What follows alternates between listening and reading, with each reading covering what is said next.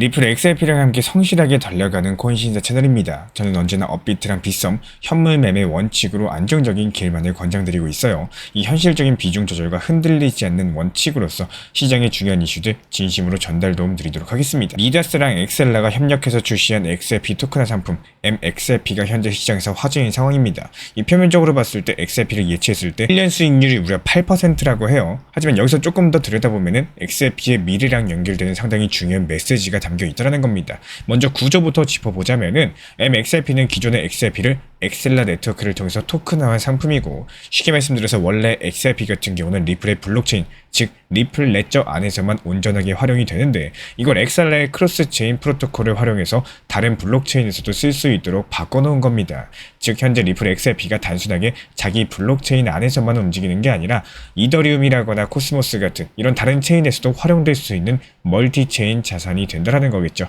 이런 것들이 XRP의 유동성과 실제 사용 범위를 크게 확장시키는 상당히 중요한 변화겠습니다. 그리고 많은 분들께서 관심을 가질 만한 부분이 바로 연 8% 수익률입니다. 사실 지금처럼 투자자분들이 안전한 수익을 찾기 힘든 시기에서는 이 숫자 자체가 굉장히 매력적으로 보일 수밖에 없어요. 근데 여기서 우리가 반드시 확인해야 될 거는 이 수익률의 원천인데요. 이 전통적인 금융에서는 기업의 이득이라거나 채권의 이자에서 배당이 나오겠지만, 디파이 세계의 8%는 조금 색깔이 다릅니다. 크게 두 가지 가능성이 있는데요. 먼저 디파이 유동성 풀입니다. 내가 맡긴 XRP가 대출이나 거래에 쓰이면서 이자가 생기고, 또 그 일부가 투자자들에게 돌아오는 구조라는 거고, 다음으로 프로젝트 인센티브입니다. 초기에 유저를 모으기 위해서 미다스라거나 엑셀라 측에서 보조금을 지급하는 방식이겠죠.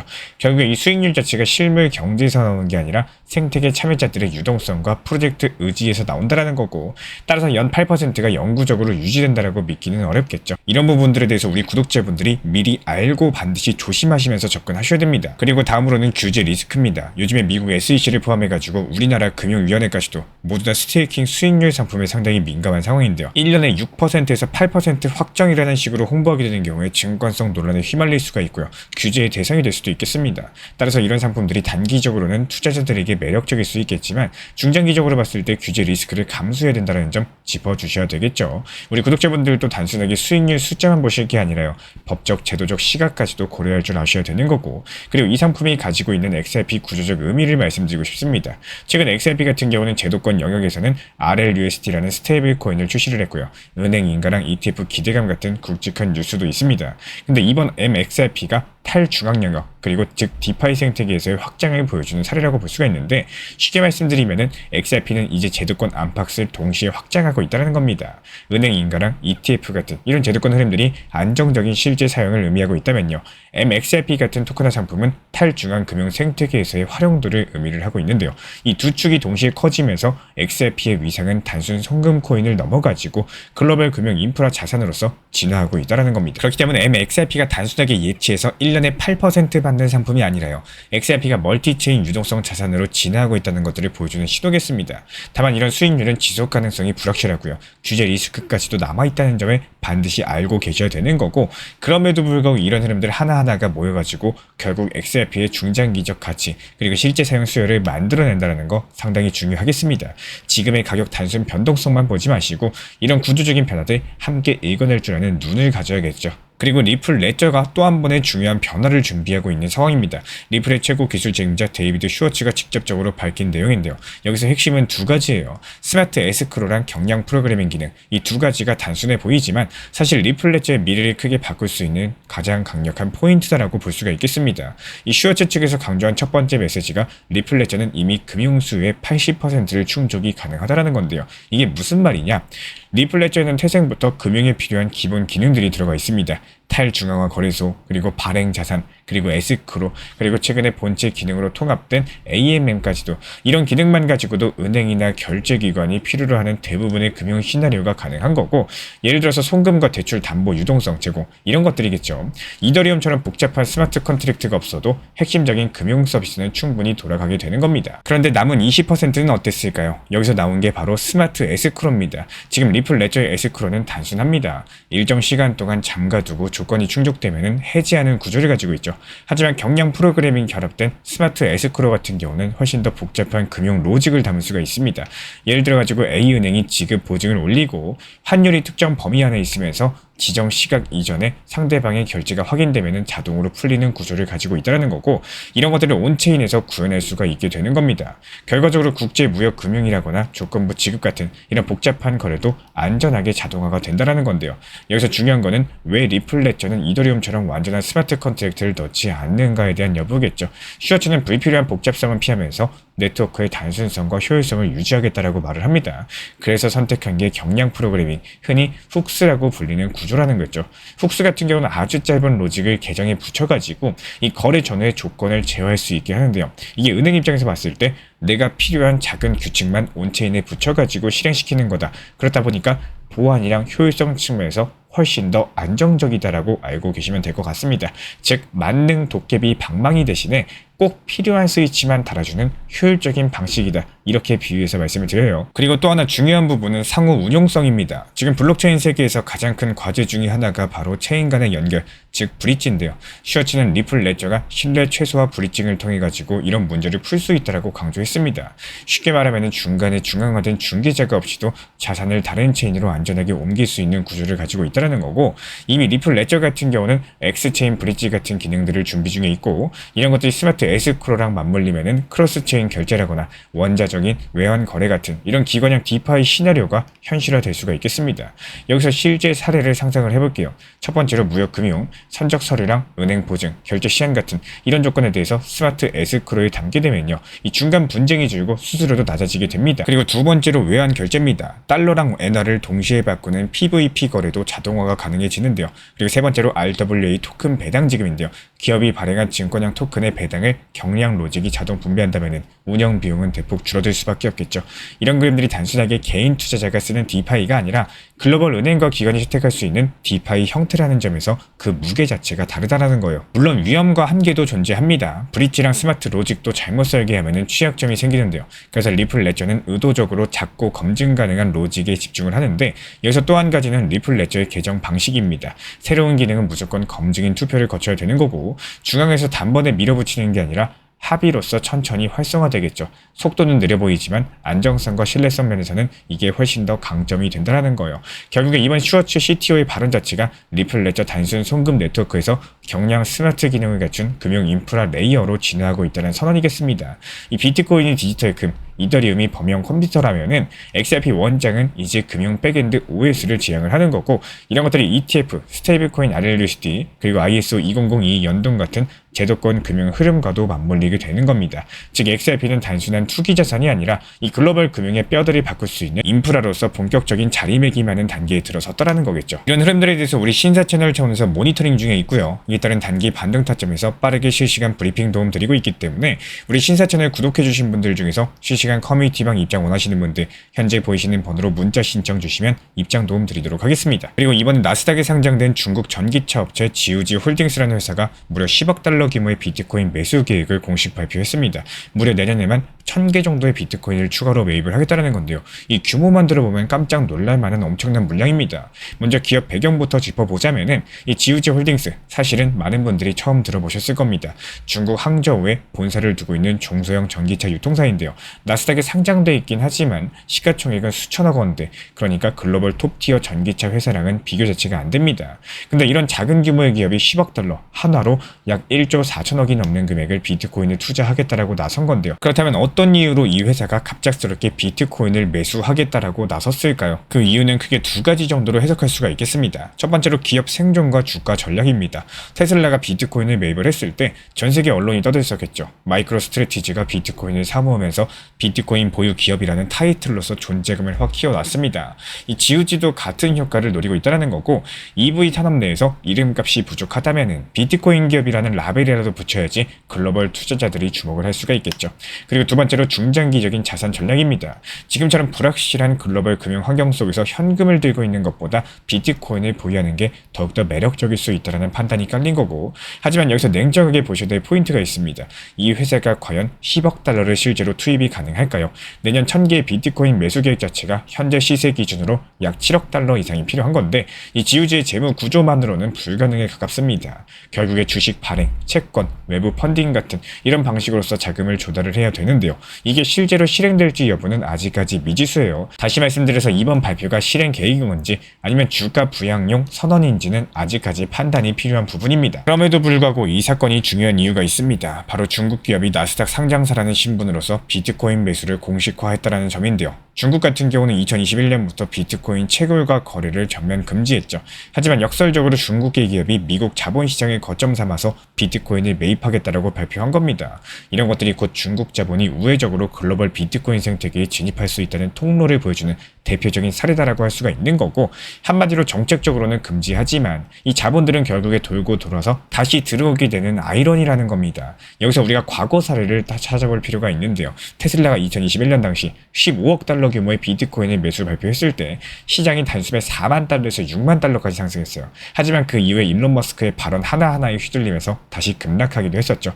반면에 마이크로 스트래티지는 꾸준하게 분할 매수 전략을 펼쳤어요. 비트코인의 기관화 서사를 가장 강력하게 지지해온 바가 있었고, 이 차이가 굉장히 상당히 중요합니다. 지우지가 어떤 모델을 따르느냐, 테슬라로 가느냐, 마이크로 스트래티지로 가느냐, 여기에 따라서 시장에서 받는 신뢰도는 완벽하게 달라지게 될 거예요. 단기적으로는 호재라기보다는 심리적인 방패망이 역할을 하게 될 가능성이 큽니다. 지금처럼 조정장이 이어질 때 투자자들에게 기업들이 계속 비트코인을 사모고 있다, 이런 사실 자체가 큰 위안이 될 수가 없는 거고, 실제로 이런 뉴스가 쌓이면은 중장기적으로 공급이 잠겨가지고 유통 물량이 줄어드는 이른바 락업 효과가 발생을 합니다. 이런 뉴스 들을 때마다 단타로 뛰어드는 건 상당히 위험하겠죠. 왜냐하면 회사의 실제 매수 타이밍, 자금 조달 속도, 실행 여부, 이런 것들이 모두 다 불확실하기 때문에. 하지만 방향성만큼은 분명해요. 현재 기업들이 비트코인을 자산으로 장부에 기록하는 시대가 점점 당연해지고 있다는 거. 그렇기 때문에 우리 구독자분들께서는요, 이번 사건 자체를 즉각적 수익 기회가 아니라요, 중장기적인 확신을 더해주는 하나의 퍼즐 조각이다, 이렇게 받아들이시는 게 맞겠습니다. 시장을 바라보는 시각이 달라지셔야지 흔들리지 않고 가격이 흔들릴 때도 묵묵하게 버틸 수 있는 이런 힘이 생긴다라는 거예요. 그리고 지금부터 중요한 말씀 드릴 것이기 때문에 집중해서 시청해 주시기를 부탁드릴게요. 이 코인 시장이 어렵다라고 느껴지실 겁니다. 하지만 냉정하게 생각해 보시면요, 앞으로의 시장은 더 어려워질 수도 있는 거고, 또 힘든 구간은 또다시 반복이 될 수밖에 없습니다. 최근에 1년 안에 코인 투자를 시작하신 분들 같은 경우는 큰 폭의 하락이라거나, 그리고 상당히 길고 지루한 보합장에 대해서 제대로 겪어보지 못하신 경우가 상당히 많으실 거예요. 하지만 오랜 시간 투자해 오신 분들, 특히나 리플을 중장기 보유해 오신 분들 같은 경우는 잘 알고 계실 텐데, 5년 가까운 시간 동안 리플은 오르락 내리락 하면서 600원, 700원 선에서 몇 년을 버텼고요. 최악의 시장에서는 160원까지 떨어지기도 했습니다. 코인 시장은 정말로 냉정해요. 그때에 비하면 지금 이 정도의 하락과 지루한 보합은 사실 아무 일도 아닐 수도 있습니다. 하지만 최근에 시작하신 분들에게는 답답하고 지루할 수밖에 없는 거고, 리플이 좋다, 미래가 밝다, 이런 얘기는 많은데 정작 눈앞에서 움직이지 않다 보니까 당연히 의문이 들 수밖에 없겠죠. 그럼에도 불구하고 잊지 마셔야 될 게 있습니다. 시장이 크게 상승하기 위해서는 반드시 이런 하락과 답답함의 시간이 길어져야 된다는 사실인데요. 이런 것들이 투자 시장의 법칙이자 패턴인 거고, 우리가 높은 산 정상에서 오르려면 불필요한 짐은 내려놔야 되는 것처럼 시장에서도 중간에 매도하고 떠나는 사람들이 많아질수록 그 위에 쌓여있던 매물벽이 사라지게 되는 겁니다. 실제로 리플이 160원까지 떨어졌을 때 수많은 투자자분들이 손절을 했고요. 그 과정에서 상단 매물벽이 무너졌습니다. 그리고 나서야 새로운 상승장이 시작이 될 수 있었던 거예요. 결국에 투자 시장 자체가 감정이 아니라 숫자랑 흐름, 그리고 방향성으로 움직이게 된다는 거고, 많은 분들께서 두려움 속에서 손절할 때 그때가 오히려 상승을 준비하는 가장 좋은 시기라는 것들을 과거의 패턴들이 잘 보여주고 있습니다. 지금 이 순간이 힘들다라고 하더라도요, 반드시 기억하시길 바래요. 이런 과정 자체가 단순한 지루한 시간이 아니라 미래의 큰 기회를 준비하는 시간이라는 거. 그래서 투자 심리를 공부하시고 감정을 다스리는 방법들을 익히는 게 그 무엇보다 중요하다 말씀드려요. 저도 역시 마찬가지로 이런 길들을 걸어왔기 때문에 우리 구독자분들께서도 이 시간을 견디고 배우면서 더 단단해지시기를 진심으로 응원 도움 드리겠습니다. 최근에 시장 자체가 일요일에서 월요일로 넘어갈 때는 통계적인 약세장이 펼쳐지기 때문에 여기에 맞는 단기 반등 장세에서 수익 실현은 필연적이었고요. 실제로 RSI 지표선으로도 과열된 구간이 확인돼가지고 보유 종목들 수익 실현하면서 현금 가지고 있었습니다. 리플 XRP에 대해서 밑에서 더 담을 수 있도록 분할 매수 타점까지도 공지 브리핑 드렸는데요. 그리고 개별 알트코인들에서 정확한 눌림목 타점이 발견이 됐고요. 이번 화요일에 다시 정확한 눌림목 타점에서 매수 사인 드렸습니다. 그리고 이번에 CPI 발표되면서 호재로서 발표가 되는 것들 속보로서 말씀드렸고 정확하게 상승장 연출되면서 이번 수요일 새벽에 안전하게 수익 실현하면서 미리 매도 타점 걸어놨기 때문에 잠을 자다가 수익 실현되셨고요.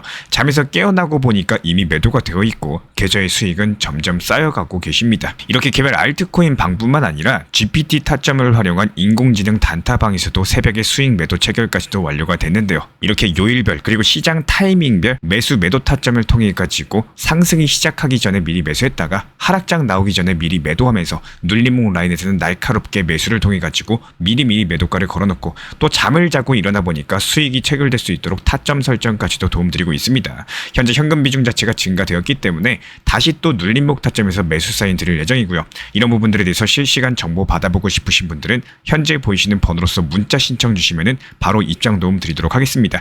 현재 총 3개 방으로 구성이 되어 있어요. 첫 번째 방은 리플 타점방, 그리고 두 번째는 알트코인 단타방, 그리고 세 번째 방은 GPT를 활용한 인공지능 타점방입니다. 3개 방 전부 다 입장 도움 드리고 있기 때문에 현재 보이시는 번호로서 문자 신청 주시면 됩니다. 현재 제가 안내드리고 있는 정보방 입장에 대해서 관심이 있으신 분들이 최근에 많아지셨습니다. 간단하게 한번 설명드려 보도록 하겠습니다. 먼저 항상 무슨 일이 있어도 업비트, 빗썸, 현물 매매로서만 안내드리고 있기 때문에 원칙 매매를 잘 활용하시는 것들을 추천을 드려요. 이 3가지 방으로서 안내를 드리고 있는데요. 첫 번째로 가장 구독자분들께서 관심 있어 하시는 리플 전용방입니다. 리플 전용방에서는 말 그대로 리플에 대해서 집중적으로 단기 고점과 저점, 그리고 장기적인 관점에 대한 타점과 리플에 대한 시장 브리핑을 안내드리는 방이고요. 이 리플 전용방에서 안내드리고 있는 정보방 타점으로 단기 고점과 단기 저점에 대한 타점을 활용을 하시되 신경 쓰는 매매가 아니라 목표가에 미리 걸어놓고 미국 시장이 활발한 새벽 시간대 혹은 업무 시간대도 신경 안 쓰면서 수익 실현과 저점 추가 매수 타점을 활용하는 방향으로서 안내 도움 드리고 있어요. 리플에 무조건 장기적으로만 보는 게 아니라 메인 비중은 장기적으로 보유하시되 일부 비중은 단기 고점과 저점을 살려가면서 비중과 수량을 늘려나가고 평균 단가를 낮추는 전략으로서 운영하시는 것들을 항상 추천을 드립니다. 그리고 두 번째로 단기 타점의 종합방입니다. 리플을 몰빵으로 장기적으로만 보유하다 보면 결국에 시장의 흐름을 놓치게 되기 때문에 적당한 알트코인들을 비중을 활용하시면서 적극적으로 투자 전략으로 살려나가는 게 정말 중요합니다. 예를 들어 가지고 좋은 엔진의 리플 코인을 보유했으면은 그 엔진이 잘 활용될 수 있도록 좋은 기름과 엔진 오일의 역할이라고 생각을 하시면 되는 거예요.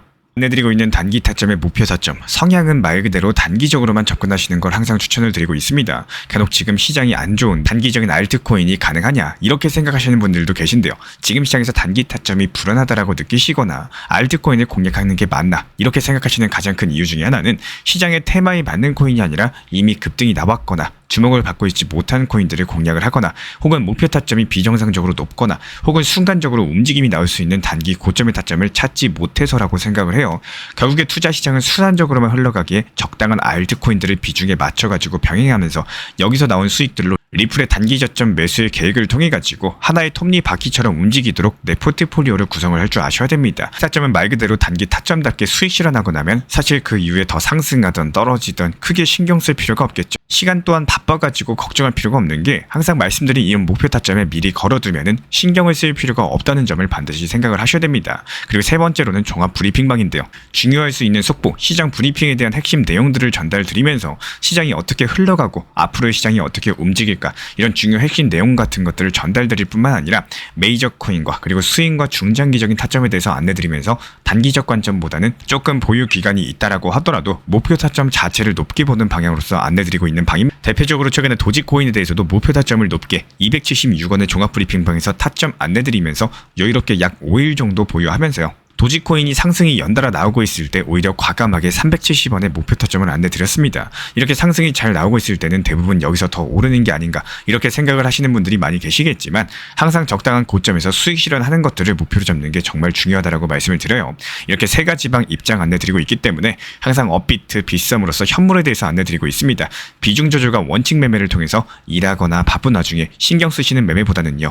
여유롭게 매도 걸어놓고 편하게 신경 안 쓰시면서 제대로 운영하시기를 추천을 드리겠습니다. 리플 XRP 투자에 있어서 이제는 투트랙 전략이 반드시 필요해지고 있습니다. 무턱대고 몰빵하거나 반대로 또 손 놓고 기다리는 시대는 끝났어요. 첫 번째 트랙은 매달 분할 매수하시면서 시장이 빠지든 말든 일정 비중으로서 리플을 꾸준히 모아 나가시는 겁니다. 이거는 시간과 리스크를 분산할 수 있는 가장 효율적인 전략인 거고, 그리고 두 번째 트랙은 남은 현금 비중으로 알트코인 단타로서 굴려나갑니다. 수익이 나면은 그거를 다시 리플에 재투자하시면 되는 거고, 이게 바로 수익을 만드는 순환 매수 전략이 되실 거예요. 그런데 여기서 중요한 거는 단타 하실 때 조심하셔야 되는 거예요. 단타 매매 중독되면 끝장입니다. 이 매매 중독을 절대 조심하셔야 되는 거고, 예를 들어 가지고 시장이 과열인데도 지금 아니면 기회가 없다, 이런 조급한 생각에 RSI 지표가 이미 고점인데도 불안해서 또 들어가고 결국에 수익은커녕 손실만 쌓이게 되실 겁니다. 그래서 저희 채널 차원에서는 한 가지 원칙이 있습니다. 확률이 높은 날만 진입을 하세요. 그리고 시장 전체가 과매도 구간일 때, 비트코인 기준 RSI가 바닥을 찍을 때, 그때 알트코인 중에서 최근 거래량이 급등한 종목이 과매도의 경우 MACD, 볼린저 밴드, 이동평균선과 일목균형표 참고해서 신중하게 매수 진입 타점 들어갑니다. 그리고 그 외에는 아예 매매를 쉬는 날도 반드시 있어야지 진짜 단타인 거고, 그렇다면 이걸 어떻게 구별할 수 있는지 궁금하실 거예요. 여기서 챗 GPT가 등장을 합니다. 저희는 챗 GPT를 단순한 도구로 쓰지 않습니다. GPT한테 오늘 확률 높은 진입 타이밍이냐, 이렇게 물어볼 수 있게 맞춤 프롬프트를 사용을 하는데요. 그리고 그 결과에 저의 실전 매매 노하우 30%를 덧붙여가지고 GPT 시그널을 보완합니다. 어떻게 하는지 궁금하신 분들, GPT 검색력과 활용 전략을 이용해가지고 이 두 가지를 한 방에 알려드리고 있습니다. 현재 보이시는 번호로서 리플 단타라고 문자 남겨주세요. 지금 이 영상 보신 분들에게만 오픈합니다. 그냥 GPT 쓰는 법이 아니라 투자로 연결되는 GPT 사용법 지금 바로 알려드리도록 하겠습니다. 제가 안내해드리고 있는 코인신사 채널 멤버십 전용방에 대해서 짧게 설명드려 보도록 하겠습니다. 리플, 암호화폐 시장에 대한 중요한 이슈, 그리고 브리핑이나 시장의 흐름에 대한 전문적인 분석 내용 설명과 함께 차트상의 기술적 분석, 온체인 지표와 투자 심리에 대한 내용들을 같이 안내 도움드리고 있고, 가장 중요한 투자 심리를 컨트롤하기 위해서 포트폴리오의 구성에 대한 노하우, 투자 심리 컨트롤에 대한 내용도 같이 안내드리고 있습니다. 코인신사 스터디 멤버십 가입하신 분들께서는 아래 번호 혹은 신청 링크 통해서 남겨주시면 제가 연락드리고 있고, 안내 설명과 함께 신사 채널 리플 전용 멤버십 방에도 입장 안내 설명드리고 있습니다.